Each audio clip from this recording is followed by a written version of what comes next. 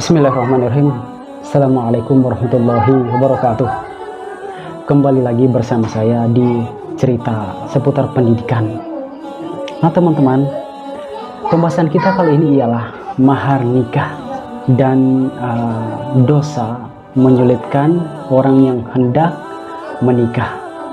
Nah, hal ini sangat penting, sangat menarik ketika kita bahas di kalangan para pemuda dan pemudi.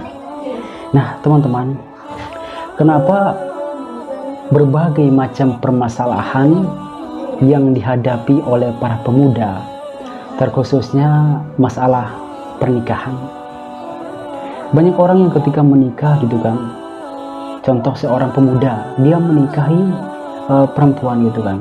Nah tetapi banyak kendala-kendala yang dia dapatkan. Salah satunya ialah seperti mahar nikah. Mahar nikah. Oke, kita tahu bahwa mahar nikah ini adalah hal kewajiban, suatu kewajiban yang harus diberikan kepada seorang perempuan. Karena itu merupakan hak daripada perempuan. Dan kita tahu bahwa mahar adalah suatu yang bernilai, ya, yang harus dikasih kepada seorang perempuan. Kita harus tahu di sini terlebih dahulu, ya, sesuatu yang bernilai, sehingga kita tidak salah paham bahwa mahar itu hanya berbentuk dengan uang. No, tidak seperti itu, ya. Selanjutnya teman-teman, karena dari nilai-nilai itu, ya, nilai-nilai daripada mahar itu adalah ketetapan yang telah ditentukan oleh Allah Subhanahu wa Ta'ala dan Rasul-Nya. Ini merupakan salah satu nilai, ya, nilai ketika seseorang hendak menikah, maka ketetapan yang telah ditetapkan oleh Allah dan Rasul-Nya itu harus kita ikuti, harus kita patuhi. Nah, dan di situ teman-teman, karena dari mahar itu dia mempunyai fungsi, ya, dia mempunyai fungsi terhadap seorang perempuan ketika mahar itu yang diberikan oleh seseorang laki-laki. Fungsi dari seorang laki-laki berikan kepada seorang perempuan, bukan hanya gengsi teman-teman. Banyak orang yang gagal menikah, gagal untuk berumah tangga karena mereka lebih mengedepankan gengsi teman-teman. Ada salah satu cerita, dan bahkan ini sangat terjadi di mana-mana, ya. Seorang laki-laki ketika hendak menikahi seseorang perempuan yang dia cintai, gitu kan. Nah, tetapi perempuan yang dia cintai itu sama halnya mencintai laki-laki, ya, sangat mencintai laki-laki. Tetapi karena betapa egoisnya orang tua daripada seorang perempuan itu, sehingga apa? Dia menentukan yang paling berat mahar daripada seorang laki-laki yang harus ditunaikan. Contohnya harus berapa ratus juta, mahar harus berapa ratus juta gitu kan. Harus ada mobil, harus ada rumah mewah. Semuanya ditentukan sangat berat. Dan ini akan memberatkan kepada seorang laki-laki. Kalau mobil bisa saja suatu ketika seseorang itu menikah, dia mempunyai mobil bisa saja rusak. Tetapi ketika seseorang itu yang mungkin sederhana, maharnya juga biasa-biasa saja, tapi dia dilandasi, dia mempunyai agama yang kuat, iman yang kuat, dia senantiasa mendekatkan diri kepada Allah Subhanahu wa Ta'ala. Nah, hal ini yang akan membawa kebahagiaan karena fungsinya sangat besar. Fungsinya adalah jangka panjang atau jangka kedepannya. Ada permasalahan-permasalahan yang didapatkan oleh seorang perempuan dan seorang laki-laki yang ketika hendak menikah, karena pernikahan daripada mereka itu diikut campurkan oleh orang tua daripada perempuan. Ya, it's okay, tidak apa-apa ketika seorang tua daripada perempuan itu membantu gitu kan, membantu atau memberikan masukan-masukan terkait dengan pernikahan daripada si perempuan. Tetapi dalam tanda kutip, tidak semuanya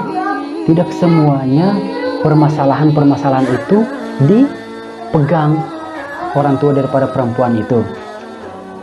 Saya contohkan salah satu seperti ini teman-teman. Orang tua daripada perempuan itu menentukan ya berapa jumlah maharnya, sebesar berapa tempatnya gitu kan, sebesar tempat pernikahannya gitu kan, terus tamu undangannya ada berapa gitu kan, semuanya ditentukan sehingga memberatkan kepada seorang laki-laki. Nah, hal ini yang sangat tidak untuk kita tiru. Karena kenapa? Rasulullah Shallallahu Alaihi Wasallam ya telah menasihati umatnya ya, sebaik-baik laki-laki adalah memberikan mahar terbaik kepada seorang perempuan, dan seorang perempuan sebaik-baik seorang perempuan ialah memberikan mahar yang tidak memberatkan kepada seorang laki-laki. Nah, maksud daripada nasihat daripada Rasulullah ya, seorang laki-laki memberikan mahar yang terbaik kepada seorang perempuan ya, yang terbaik menurut kemampuannya atau sesuai dengan kemampuan laki-laki tersebut. Sedangkan perempuan tidak boleh memberatkan ataupun bahkan mahar gitu kan, tempat tinggal untuk pernikahan itu sangat di luar daripada batas kemampuan seorang laki-laki, dan hal ini akan menghambat pernikahan daripada seorang perempuan. Ketika orang tua gitu kan ikut campur atau wali daripada orang tua ikut campur terkait dengan pernikahan ini, bahkan ikut memberatkan, maka ini akan dengan sendirinya kita akan mendapat dosa ya, akan mendapat dosa. Karena kenapa?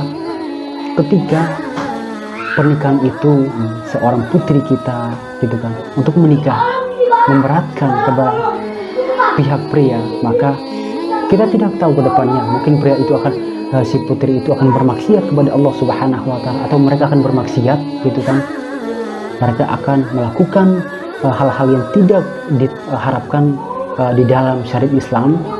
Maka hal ini sangat fatal, dan ketika mereka berbuat dosa, maka dosa itu akan ditanggung oleh orang tua yang memberatkan pernikahan kedua anak tersebut. Mudah-mudahan kita senantiasa menjadi orang tua cerdas ya, cerdas dalam berpikir, cerdas dalam bertindak untuk menyelamatkan anak-anak kita di dunia ya, dari hal-hal yang tidak disukai oleh Allah Subhanahu wa Ta'ala.